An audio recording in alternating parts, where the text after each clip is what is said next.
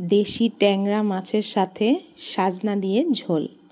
এত অসাধারণ একটা স্বাদের তরকারি আজকে আপনাদের সাথে শেয়ার করব। আসসালামু আলাইকুম। আশা করছি আপনারা সবাই খুব ভালো আছেন। সকাল সকাল আমার হাজব্যান্ড বাজার থেকে সাজনা নিয়ে এসছে, তো এই সাজনা দিয়ে আজকে মাছ দিয়ে রান্না করব।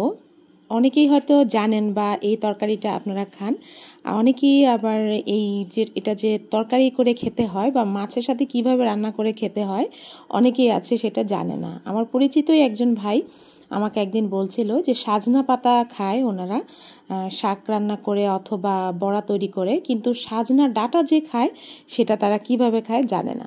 তো এরকম যারা সাজনা রান্না করে খেতে পারেন না তাদের জন্যই, বা সাজনা কিভাবে রান্না করে জানেন না তাদের জন্য আজকে আমার এই রেসিপিটা।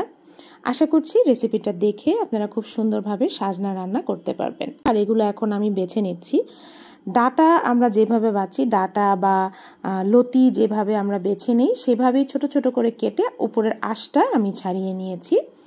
এখন দেখতেই পাচ্ছেন কেটে নিয়েছি। আর এখন ধুবো না, যেই মুহূর্তে রান্না করব রান্নার আগ মুহূর্তে ধুবো। বেশি আগে ধুলে বা পানিতে বেশিক্ষণ ভিজিয়ে রাখলে ডাঁটাগুলো কিন্তু ফেটে যায়, তো বেশিক্ষণ ভিজিয়ে রাখা যাবে না।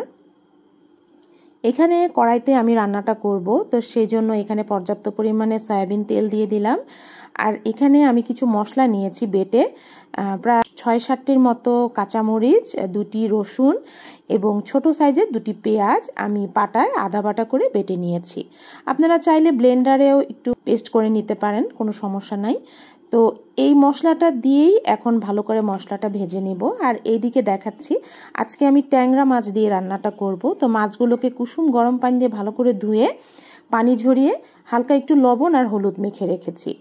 আর এইখানে আলুগুলো দেখতে পাচ্ছেন কিভাবে চ্যাপটা চ্যাপটা মোটা করে কেটেছি।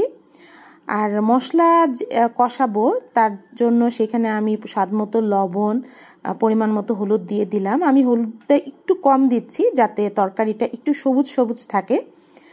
আর দিয়ে দিচ্ছি হালকা একটু মরিচের গুঁড়া যাতে কালারটা একটু সুন্দর আসে। তো এভাবে মশলাটাকে ভালো করে ভেজে কষিয়ে নিব।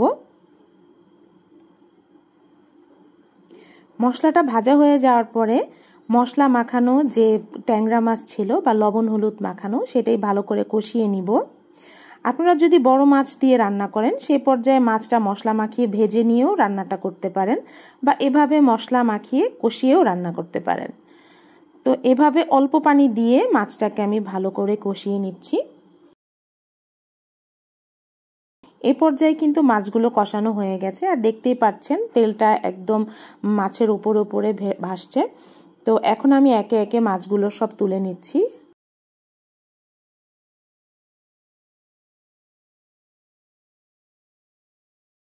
মাছগুলো তুলে নেওয়ার পর এখন দিয়ে দিচ্ছি আলু। আলুটা যেহেতু সিদ্ধ হতে সময় লাগে, সো এই জন্য ভালো করে আলুটাকে কষিয়ে নিচ্ছি। তেল মশলার মধ্যে ভালোভাবে ভেজে নিব যাতে অনেকটা সেদ্ধ হয়ে যায় এর ভেতরে।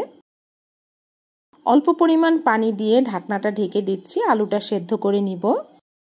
আলুটা যে পর্যায়ে ভালোভাবে সেদ্ধ হয়ে যাবে সে পর্যায়ে এখানে আরও গরম পানি দিয়ে দিচ্ছি। আর এটাই হচ্ছে তরকারির ঝোল, যার মধ্যে সাজনা মাছ সব কিছু সেদ্ধ হবে।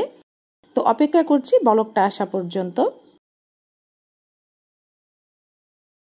বলক এসে গেছে, এখন আমি কষিয়ে নেওয়া মাছগুলো দিয়ে দিচ্ছি। আপনারা হয়তো ভাববেন যে সাজনা কেন এখনও দিচ্ছি না। সাজনা কিন্তু সেদ্ধ হতে একদমই সময় কম লাগে, আর সাজনা একদম গলে গেলে কিন্তু ভালো লাগে না। তো সেই জন্য সাজনাটা আমি একদমই শেষ পর্যায়ে দেব। যে পর্যায়ে মাছটা দেওয়ার পর একদম ভালোভাবে বলক এসে গেছে তখন আমি সাজনাটা দিয়ে দিচ্ছি। মোট কথা আলু মাছ সেদ্ধ হয়ে যাওয়ার পরেই কিন্তু সাজনা দিতে হবে। আর সাজনা দিয়ে মিনিমাম 5 থেকে 6 মিনিট এভাবে বলক তুলে নিলে সাজনাগুলো সুন্দরভাবে সেদ্ধ হয়ে যাবে। এই পর্যায়ে বলক আসার পরে ঢাকনাটা ঢেকে দিলাম। আর এই দেখেন সুন্দরভাবে সব কিছু সেদ্ধ হয়ে গেছে, আর হালকা হালকা ঝোল রেখেছি। একদম শেষ পর্যায়ে আমি টেলে নেওয়া জিরার গুঁড়া দিয়ে দিচ্ছি। আপনারা যদি এভাবে পছন্দ না করেন জিরার গুঁড়াটা একটু আগেও দিতে পারেন। আমাদের শ্বশুরবাড়িতে আর কি খুলনা অঞ্চলে ওনারা যে কোনো মাছ মাংস রান্নায় একদমই শেষ পর্যায়ে এভাবে ভাজা জিরার গুঁড়া এভাবে ছড়িয়ে দেন, এটা তারা খুবই পছন্দ করেন। তো এভাবেই আমি সব সময় রান্নাটা করি। তো এখন ভালো করে জিরার গুঁড়াটা দিয়ে ঢাকনাটা ঢেকে দিব। আশা করছি আজকের রেসিপিটা আপনাদের ভালো লাগবে। ভালো লাগলে অবশ্যই লাইক দিবেন রেসিপির জন্য, কমেন্ট করে জানাবেন আপনাদের কাছে আমার রেসিপিগুলো কেমন লাগে। আর অনুরোধ থাকবে চ্যানেলটা সাবস্ক্রাইব করে আমাদের পাশে থাকার জন্য। ভালো থাকবেন, সুস্থ থাকবেন। আল্লাহ হাফেজ।